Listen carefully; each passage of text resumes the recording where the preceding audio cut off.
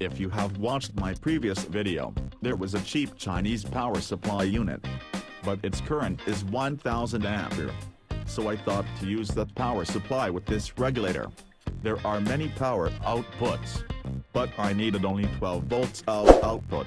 However, I removed the transformer desoldering the connections with power rectifying circuit.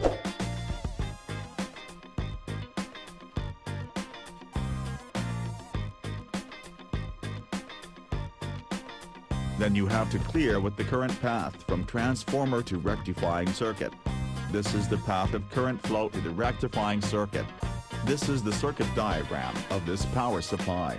Carefully study it and find the polarity switch and the connections to that switch, because you need to know it before connecting regulator circuit.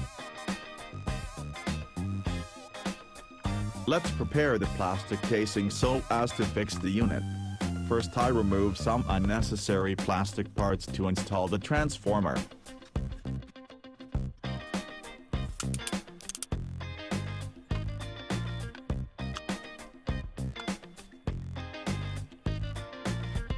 And make a hole to the diameter of the 10 kilo ohms potentiometer.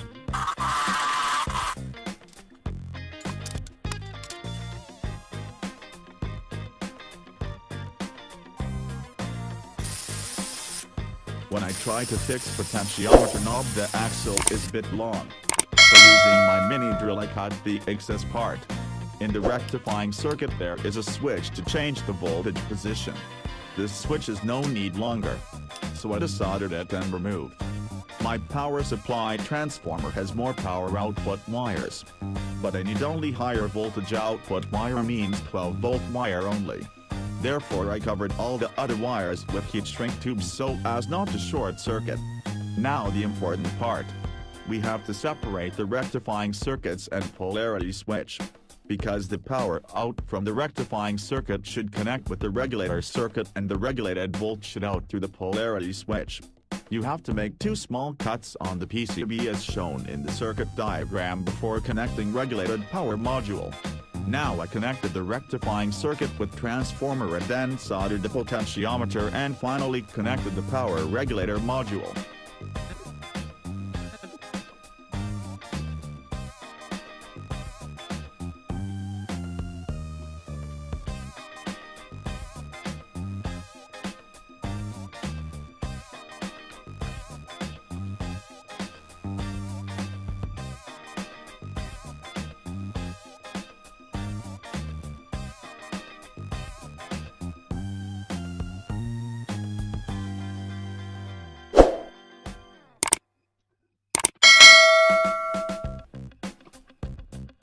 Now the wiring part is finished.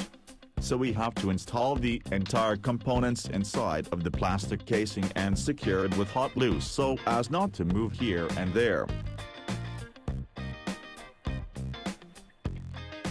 Make sure that there are no short circuits. Before installing components, check the wiring again and again.